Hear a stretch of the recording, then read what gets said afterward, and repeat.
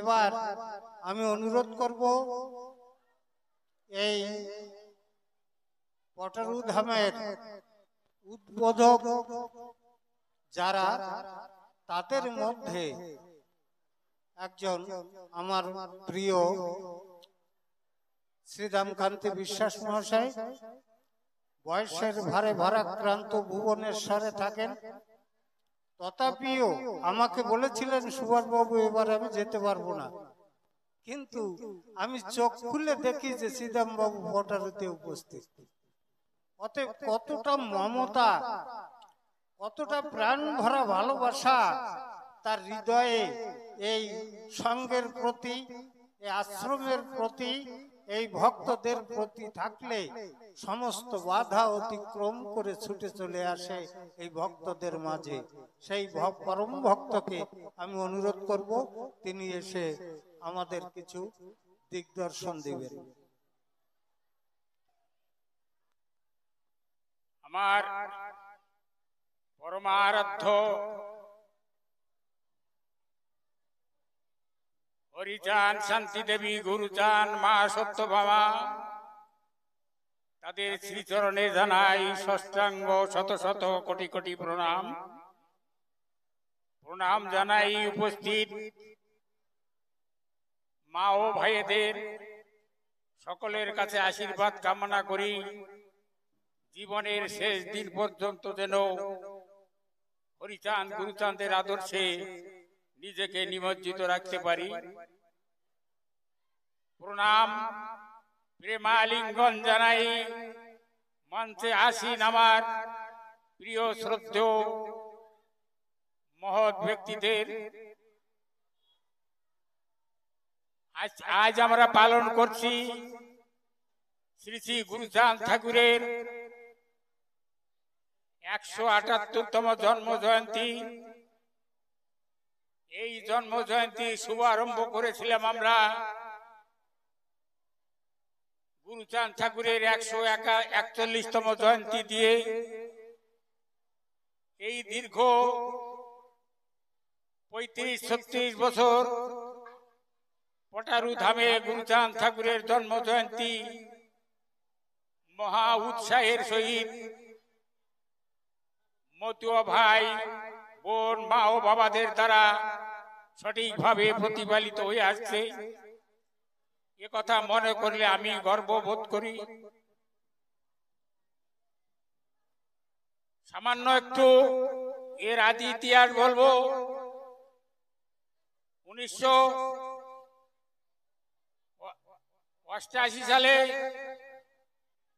আমরা এই যে ধামে কথা বলছি, পটারু নদীর অপর দিকে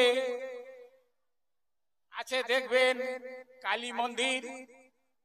এই কালী মন্দির প্রাঙ্গণে আমরা পালন করেছিলাম সেই 141তম শ্রী শ্রী গুরুচাঁদ জন্ম জয়ন্তী। সেই জন্ম জয়ন্তীর উৎসাহ যিনি দিয়েছিলেন, যিনি প্রেরণা দিয়েছিলেন, যিনি আমাদের বিভিন্ন পরামর্শে ক্রিয়াকর্মের রাস্তা দেখিয়েছিলেন, তিনি হচ্ছেন শ্রদ্ধেয় এই শিবাশিস পাণ্ডের পিতৃদেব, যে একটু আগে কথা বলে গেল, সুরেন্দ্রনাথ পাণ্ডে মহাশয়। আমার জীবনে আমি 1973 সালে মতুয়া ধর্ম গ্রহণ করেছি। আজ পর্যন্ত মানুষ হিসাবে একজন ভালো মতুয়া মানুষ, তার চাইতে ভালো আমার বুদ্ধিতে, আমার বিবেকে এখনো আমার চোখের সামনে পড়ে নাই। তাই সেই ভালো মানুষটির দ্বারা 1988 সালের হরিচাঁদ ঠাকুরের জন্মদিনে, যেটাকে আমরা বলে থাকি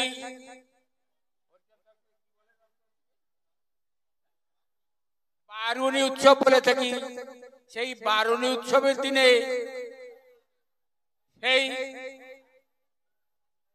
সেদিন ছিল 1988 সাল মার্চ মাসের 3 তারিখ বুধবার।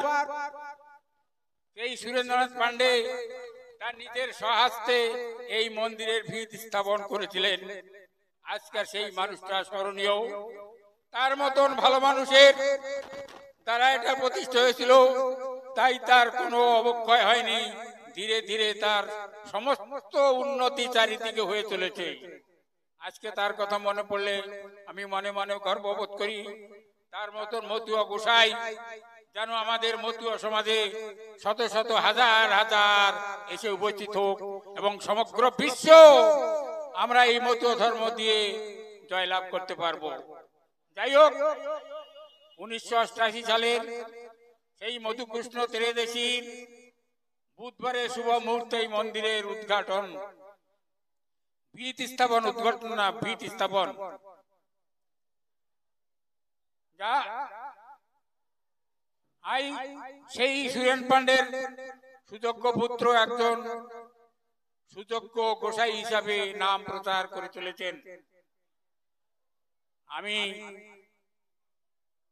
কিছু সাংগঠনিক কথা বলবো, কারণ আমার বন্ধুরা আমাকে দিয়ে সব দিন সাংগঠনিক কথা বলাইছেন। তারা বলছেন আপনার দ্বারা সংগঠনের কাজ হবে, আপনার এই দর্শন আদর্শ সম্পর্কে বেশি আলোচনা করার দরকার নাই, আপনি সংগঠন কিভাবে চলবে সেই সব কথাবার্তা বলেন। এইরকম বলতে বলতে অভ্যস্ত হয়ে গেছি, তাই সংগঠনের কথাই আমি বলবো। আজ পর্যন্ত এই কেন্দ্রীয় হরিচাঁদ সেবা সংঘের পরিচালনায় 1988 সাল থেকে এই পর্যন্ত 6 জন প্রেসিডেন্ট, 6 জন সেক্রেটারি চলে গেছেন। 6 জনের 6ষ্ঠতম প্রেসিডেন্ট সেক্রেটারি বর্তমান ক্ষমতায় আছেন। তাই আমরা এর ভিতরে দেখতে পাই একজনই ব্যক্তি যিনি প্রেসিডেন্ট এবং সেক্রেটারি দুটো পদই অলঙ্কৃত করেছেন। তিনি হচ্ছেন শ্রদ্ধেয় আমার বন্ধু এই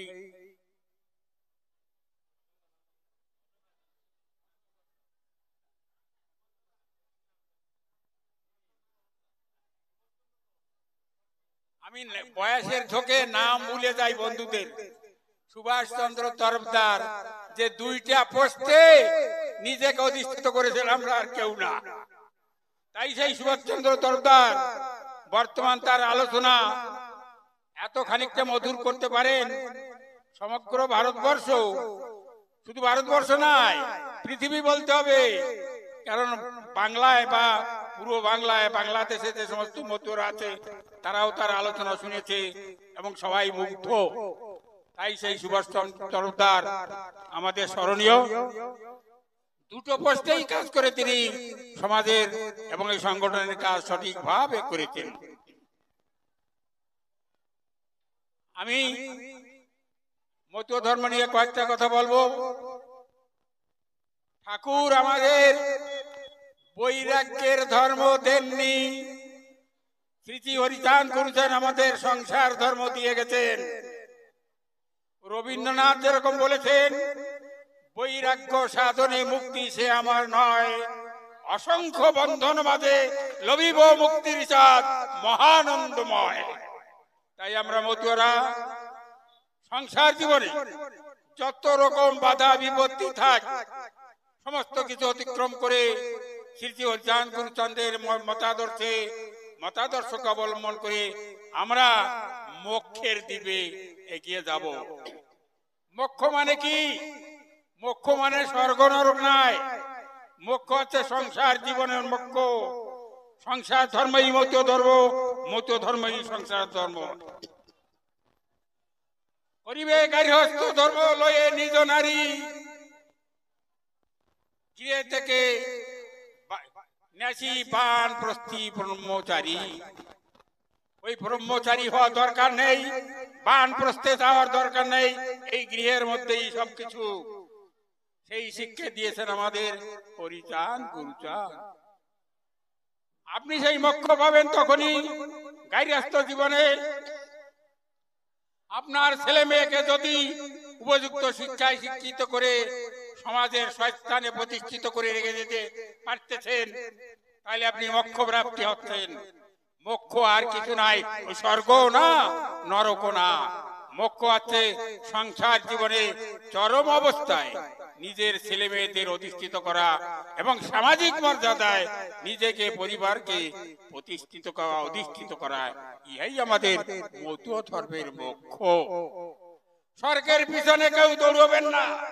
আজ পর্যন্ত কেউ স্বর্গ দেখে নাই, নরক দেখে নাই, দেখবেও না, দেখেও নাই। তার পিছনে কেউ দৌড়দৌড়ি করবেন না, কিন্তু চরিত্র পবিত্র রাখবেন।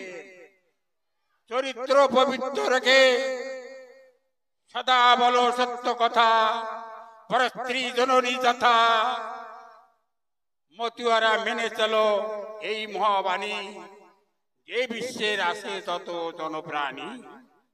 তাই আমরা মতুয়ারা ঠাকুরের বাণী মেনে তার আদর্শকে ধারণ করে নিজের ছেলে মেয়েকে সুশিক্ষিত করে সমাজে প্রতিষ্ঠিত করব। আমার ছেলে আমার মেয়ে আইএস অফিসার হবে, আমার ছেলে আমার মেয়ে সমাজে প্রধানমন্ত্রী হবে, আমার ছেলে আমার মেয়ে মানে কালেক্টর এবং বিডিও ইত্যাদি হবে। এ কথা মনের ভিতরে আশা রেখে ঠাকুরের প্রদর্শিত, ঠাকুরের দেওয়া পথকে অবলম্বন করে সেই পথে এগোতে হবে। আমরা যেন বৈরাগ্যের পথে না এগোই। বৈরাগ্য আমাদের ধর্ম নয়। ঠাকুর এই যে বৈরাগী গুরুচান, এই গুরুচান এদের ভিক্ষা দিতে বারণ করেছে। যে সমস্ত সুস্থ বৈরাগী মানুষ তারা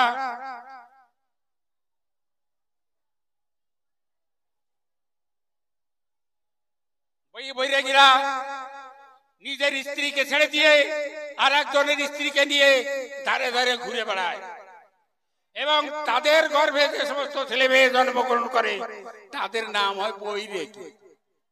তাই এই বৈরাগীরা ধারে আসলে ভিক্ষা চাইলে কোনো মতুয়া যেন ভিক্ষা না দেয়, আমার গুরুচন্দ্রের নিষেধ আছে।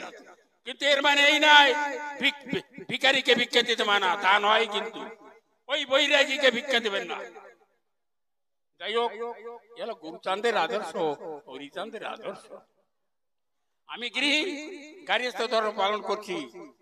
ঠাকুরের আদর্শকে আমি যদি না মানি তাহলে মতুয়া ধর্ম কি করে মানলাম?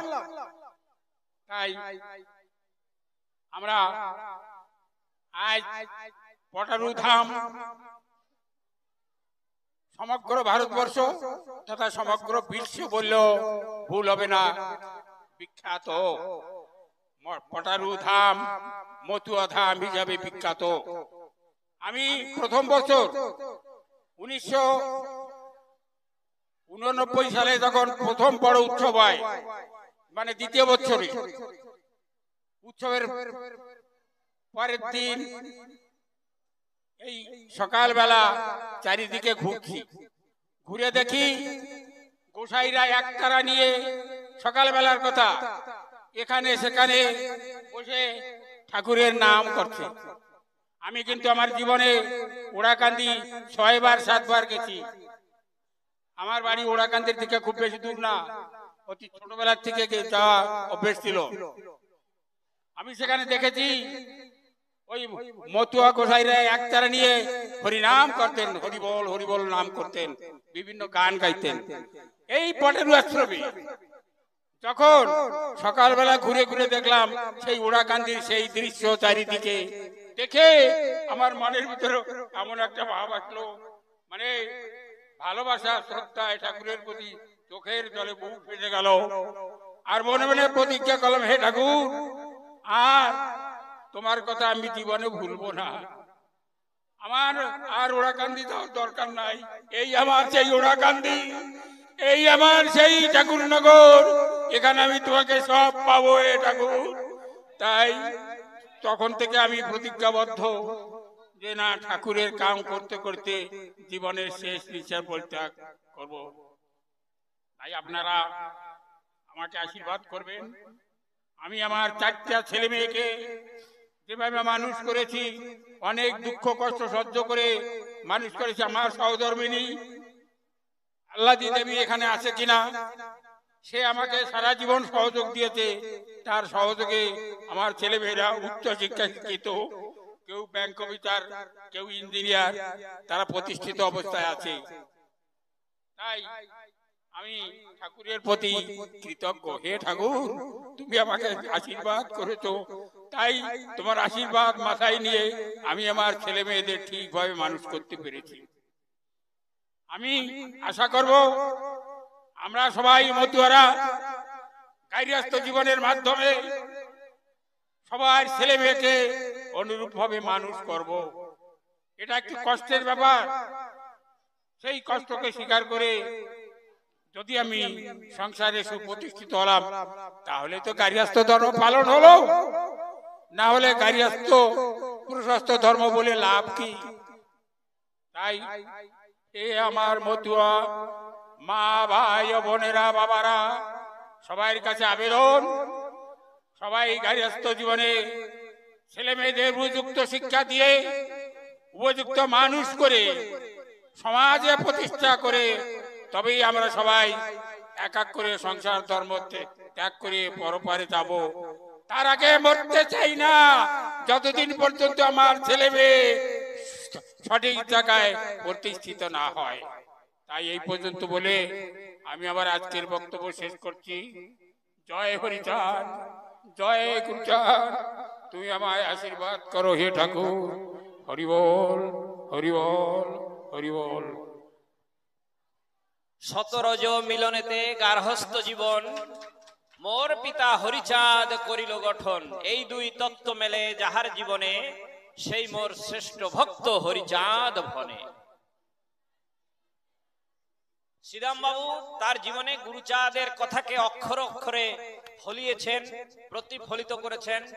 তাই তিনি একজন উপযুক্ত গুরুচাঁদের ভক্ত, হরিচাঁদের ভক্ত।